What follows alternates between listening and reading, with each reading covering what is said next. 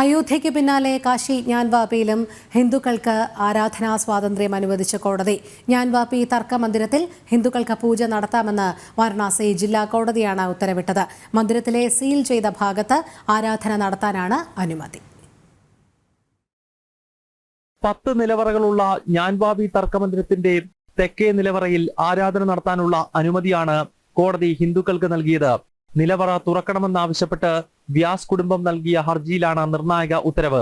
7 ദിവസത്തിനകം പൂജ പുനരാരംഭിക്കാൻ ജില്ലാ ഭരണകൂടം വേണ്ട സൗകര്യം ഒരുക്കണമെന്നും കോടതി നിർദ്ദേശിച്ചു. കാശി വിശ്വനാഥ ട്രസ്റ്റ് നിർദ്ദേശിക്കുന്ന പൂജാരിയാകും പൂജ നടത്തുക. काशी विश्वनाथ ट्रस्ट को भगवान की कैसे पूजा पाठ हो, इसके लिए कोई आदेश की जरूरत नहीं होती है. वो काशी विश्वनाथ ट्रस्ट डिसाइड करेगा. हमारा जो लीगल काम था वो लीगल काम हमने पूरा किया है.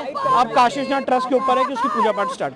തർക്കമന്ദിരത്തിലെ നിലവറകളിൽ കടക്കുന്നത് തടഞ്ഞുള്ള ബാരിക്കേഡുകൾ നീക്കം ചെയ്യാനും കോടതി നിർദ്ദേശിച്ചു. പുരാവസ്തു ഗവേഷണ വകുപ്പിന്റെ സർവേക്കായി സുപ്രീം കോടതി നിർദ്ദേശപ്രകാരം സീൽ ചെയ്തിരിക്കുകയായിരുന്നു ഈ നിലവറകൾ. 1992 വരെ ജ്ഞാൻവാപിയിൽ ഹിന്ദുക്കൾ ആരാധന നടത്തി. എന്നാൽ 92 ഡിസംബറിൽ അയോധ്യയിൽ തർക്കമന്ദിരം നീക്കം ചെയ്തതോടെ ജ്ഞാൻവാപിയിൽ ഹിന്ദുക്കളുടെ ആരാധനാ സ്വാതന്ത്ര്യം മുലായം സിംഗ് സർക്കാർ തടഞ്ഞു. 1669 മുഗൾ ഭരണാധികാരി ഔറംഗസേബ് കാശി വിശ്വനാഥ ക്ഷേത്രം തകർക്കുന്നത്. ശേഷം ക്ഷേത്രത്തിന്റെ അവശിഷ്ടങ്ങൾക്ക് മുകളിൽ മിനാരം പണിതു. ഇത് നീക്കം ചെയ്യണമെന്നതാണ് ഹിന്ദുക്കളുടെ ആവശ്യം. കാശി വിശ്വനാഥന്റെ ഉപദേവതയായ ശൃംഗാർ ഗൗരിയുടെ സാന്നിധ്യമുള്ളത് ജ്ഞാൻവാപിയിലാണ്. അഭിഭാഷക കമ്മീഷന്റെ സർവേയിൽ തർക്കമന്ദിരത്തിൽ ശിവലിംഗവും കണ്ടെത്തി.